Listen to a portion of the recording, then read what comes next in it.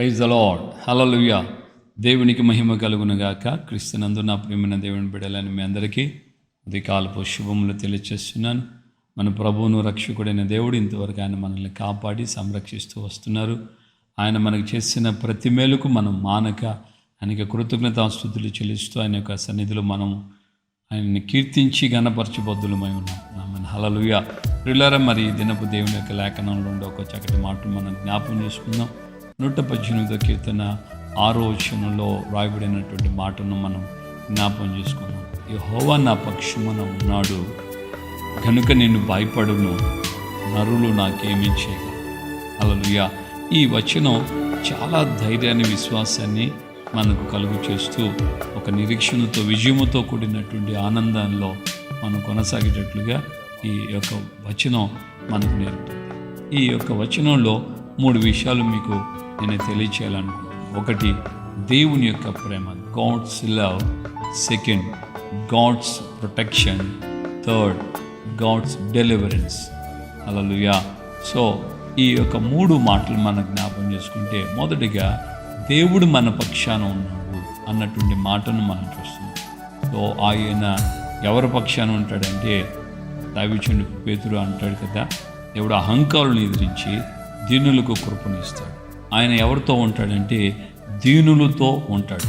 ఇదే యెషయా గ్రంథం 57వ అధ్యాయంలో మనం గమనించినప్పుడు, నేను మహాగణుడు, మహోన్నతుడును, నిత్య నివాసిని, పరిశుద్ధుడు, పరిశుద్ధ స్థలం, మహోన్నతమైన స్థలములో నివసించువాడనైనను, వినయము గల వారిని వారి ప్రాణమును ఉజ్జింపచేయుటకు, నలిగిన వారి ప్రాణమును ఉజ్జింపచేయుటకు, వినము గల వారి ఎద్దును, దిన మనసు గల వారి ఎద్దును నేను నివసిస్తున్నాను. హల్లెలూయా.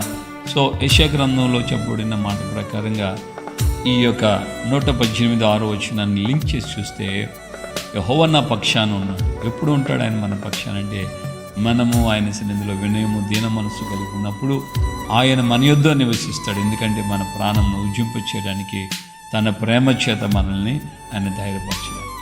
హల్లెలూయా. సో ఫస్ట్ మనం నోట్ చేసుకోవాల్సింది గాడ్స్ లవ్. ఎవరికి దేవుడు తన ప్రేమను కనపరుస్తుంటే, వినయం కలిగి, దిన మనసు కలిగి, ఆయన యొక్క సార్వభౌమాధికారానికి ఎవరైతే పూర్తిగా తల వంచుతున్నారో, అప్పగించుకుంటున్నారో, వారికి ఆయన ప్రేమను కనపరుస్తాడు. వారితో కూడా ఆయన నివసించడం ప్రారంభిస్తాడు. రెండవదిగా మనం గమనిస్తున్నాం, నేను భయపడును అని ఆ వచనంలో మనం చూస్తున్నాం కదా, గాడ్స్ ప్రొటెక్షన్. సో దేవుని యొక్క కాపుదల ఉండగా 23వ కీర్తన మాట చెప్తుంది కదా, యెహోవా నా కాపురి, నాకు లేమీ కలగనే కలుగుతుంది. ఆయన నన్ను కాపాడుతూ సంరక్షిస్తూ ఉన్నాడు. ఆహార విషయంలో కావచ్చు, నీళ్ళ విషయంలో కావచ్చు, భోజన పానాల విషయంలో ఆయన నాకు తోడుగా ఉన్నాడు, కాపుదల ఇస్తున్నాడు. నేను గాఢాంధకారపు లోయలో వెళ్ళిన ఆయన దుడ్డగర దండం నన్ను ఆవరిస్తుంది, సంరక్షిస్తుంది. హల్లెలూయా. సో ఇక్కడ మనం గమనిస్తున్నాం గాడ్స్ ప్రొటెక్షన్.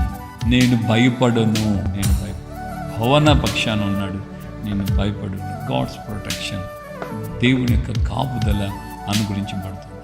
నువ్వు అధైర్యపడకు. ఈ యొక్క వచనం వింటుండగా నీకున్నటువంటి మనస్సులో వస్తున్న ఆలోచనలు, తలంపులు, క్రియలన్నిటి విషయంలో అధైర్యపడకుండా ధైర్యంగా ఉండు.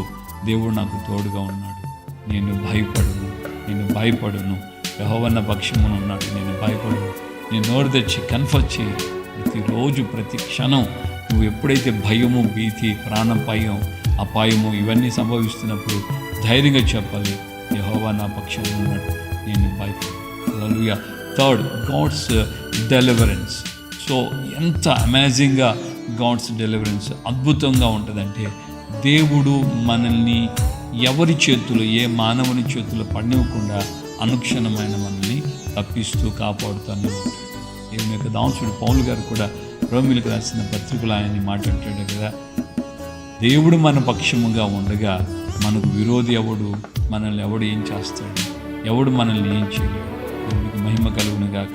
ప్రియమైన దేవుని సంగమా, ఈ యొక్క ఉదయకాలంలో దేవుని బిడ్డలుగా మనం గమనించాల్సిన మాట ఏంటంటే, దేవుడు మనల్ని అనుక్షణం విడిపిస్తూ వస్తాడు.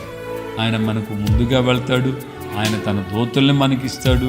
మన పాదములకు రాయి తగలకుండా దేవుడు మనకు తోడుగా ఉంటాడు. నరులు నాకు ఏమి చేయగలరు? ఎవరైనా ఏమైనా నాకేమైనా చేయగలుగుతారా? నథింగ్. ఎవరు నాకు ఏమీ చేయలేరు. హల్లెలూయా.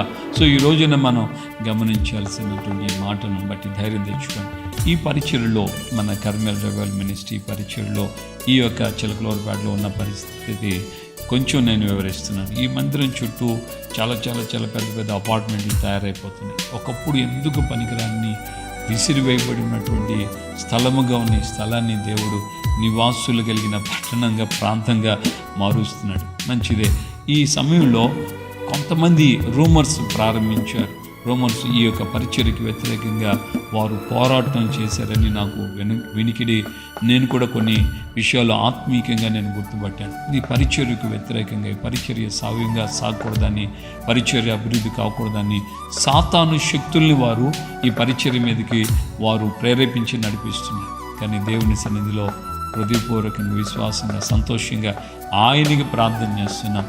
నరులు ఎవరు కూడా నాకేమీ చేయలేరు. దేవుడు నా పక్షాన ఉన్నాడు కనుక నరులు ఎవ్వరూ నాకేం చేయలేరు. నేను భయపడు. హల్లెలూయా. మరి నీకు వ్యతిరేకంగా ఏ దురాత్మ శక్తులైనా, ఏ అపవిత్రాత్మ యొక్క ప్రభావాలైనా, ఏ విషయాలైనా నీకు వ్యతిరేకంగా ఎవరు వస్తున్నా సరే ధైర్యంగా ఉండు. దేవుడు నీ పక్షాన ఉన్నాడు. దేవునికి మహిమ కలుగును గాక. హల్లెలూయా. నేను ఈ మధ్య గమనించాను, కొంతమంది ఈ యొక్క దేవుని ఎరగని వాళ్ళు కొంతమంది, దేవుని ఎరిగిన వాళ్ళు కూడా కొంతమంది, వీళ్ళు తాయెత్తుల అంతరాలు కట్టించుకుంటుంటారు కదా. దేవుని ఎరిగిన వాళ్ళు కూడా కొంతమంది వెళ్ళి కట్టించుకున్న వాళ్ళు ఉన్నారు. విచిత్రం ఏంటంటే, నేను ఈ మధ్య గమనించాను, కొంతమంది తమ దగ్గర ఉన్న పెంపుడు కుక్కలకు కూడా అంతరాలు తాయెత్తులు కట్టించుకుంటూ ఉన్నారు. అంత మూఢనమ్మకం, అంత మూఢనమ్మకం. కుక్కలకు కూడా అంతరాలు కట్టారు. మరి ఏమన్నాలో ఏంటో.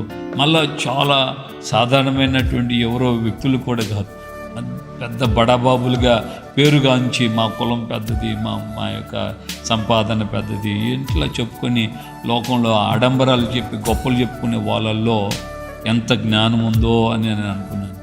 వాళ్ళ కుక్కలకి అంతరాలు కట్టించుకొని ఇటువైపు తిరుగుతూ ఉన్నారు. నేను గమనించి, దేవుని బిడ్డలుగా మనం గమనించాలి.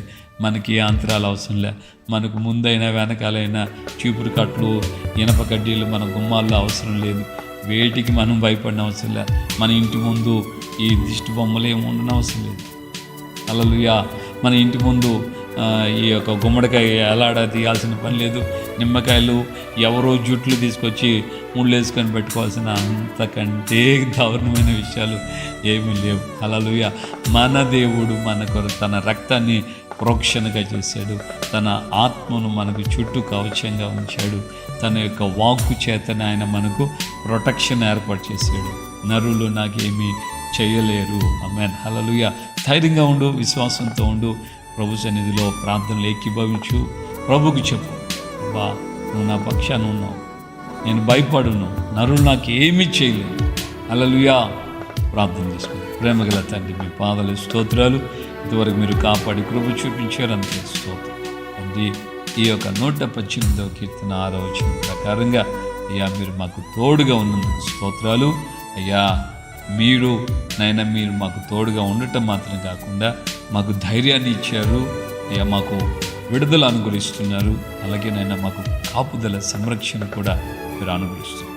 నరులు ఎవ్వరూ మాకు ఏ విధమైన కీడు, హాని మాకు చేయకుండా ఉండేటట్లుగా మీరు అద్భుతమైన కాపుదల, సంరక్షణతో మమ్మల్ని నడిపిస్తున్నారు. అందుకు మీకు కృతజ్ఞతాస్తుతి చెల్లిస్తున్నాను. ఈ యొక్క మాటలు విన్న నా ప్రియ సహోదరి సహోదరులందరూ కూడా ధైర్యం తెచ్చుకొని ప్రతిరోజు ఉదయాన్న యెహోవా నా పక్షంలో ఉన్నాడు, నేను భయపడను, నరులు నాకేం చేయగలరు అని ప్రతిదినం ఒప్పుకోలు చేసుకుంటూ మిమ్మల్ని ఘనపరుస్తూ మీ సన్నిధిలో దీనులై మీ యొక్క ప్రేమకు అయ్యా అర్హులుగా మార్చబడి మీ సన్నిధిలో నడిపించబడుటకు సాధించు.